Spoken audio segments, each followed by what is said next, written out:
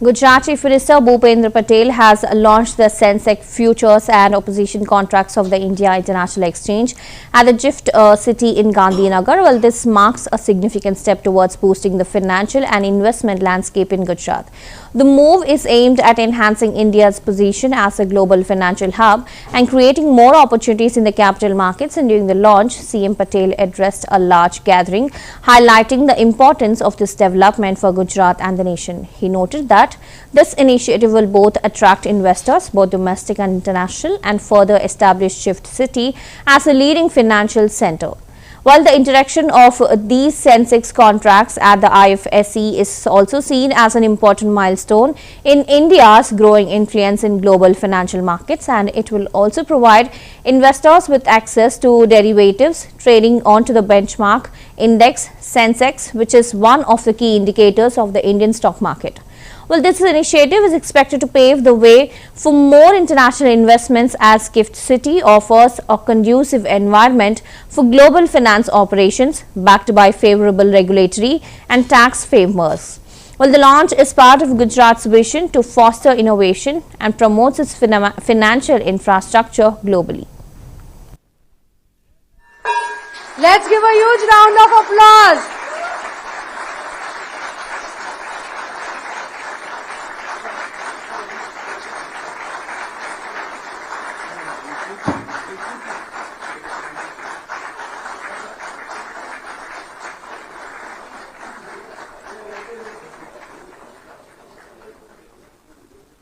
With this, trading is now live.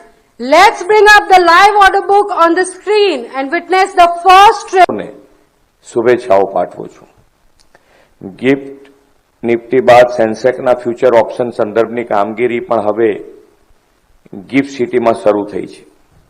વિશ્વ નેતા અને દેશના યશસ્વી વડાપ્રધાન શ્રી નરેન્દ્રભાઈ મોદીની દૂરંદેશી અને ગુજરાતને દેશનું ફાઇનાન્શિયલ કેપિટલ બનાવવાના વિઝન સાથે શરૂ કરાયેલું ગિફ્ટ સિટી આજે વિશ્વભરના ફિનટેકનું આકર્ષણ બન્યું છે.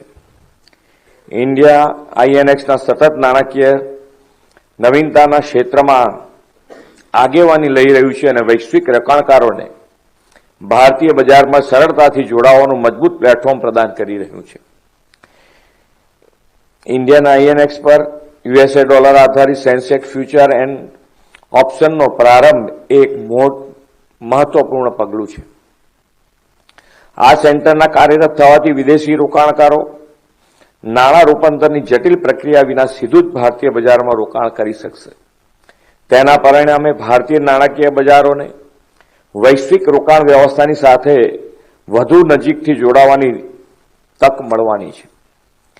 વડાપ્રધાન શ્રી નરેન્દ્રભાઈ જ્યારે ગિફ્ટ સિટીની શરૂઆત કરાવી હતી ત્યારે જે પ્રકારે આંતરરાષ્ટ્રીય સ્તરની ઇમારતો બનતી હતી તે જોઈને લોકોને એવું લાગતું હતું કે આ કોઈ રિયલ એસ્ટેટનો પ્રોજેક્ટ છે. પણ ગિફ્ટ સિટીની સફળતાને જોઈને આજે આપણે કહી શકીએ છીએ કે માનનીય મોદી સાહેબે લોકોની માનસિકતા તો બદલી જ છે, સાથે જ ગિફ્ટ સિટીને વિશ્વભરની ફાઇનાન્શિયલ સર્વિસનું કેન્દ્ર પણ બનાવ્યું છે. ગુજરાતના ડીએનએમાં ફાઇનાન્સ રહેલું છે અને શેર માર્કેટ ફાઇનાન્શિયલ વર્લ્ડ સાથે ગુજરાતીઓ વર્ષોથી જોડાયેલા પણ છે. આદરણીય શ્રી નરેન્દ્રભાઈનો સ્પષ્ટ મત છે કે ગુજરાતી લોકો જ્યારે ફાઇનાન્શિયલ ક્ષેત્રમાં આટલા આગળ હોય તો ગુજરાતમાં આ ક્ષેત્ર વિકસિત થઈ જ શકે.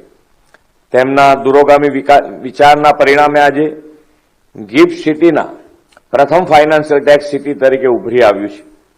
ગિફ્ટ સિટીમાં દેશનું એકમાત્ર ઇન્ટરનેશનલ ફાઇનાન્શિયલ સર્વિસ સેન્ટર અને બુલિયન એક્સચેન્જ કાર્યરત છે. સાથે જ બેન્કિંગ, ઇન્સ્યોરન્સ, એસેટ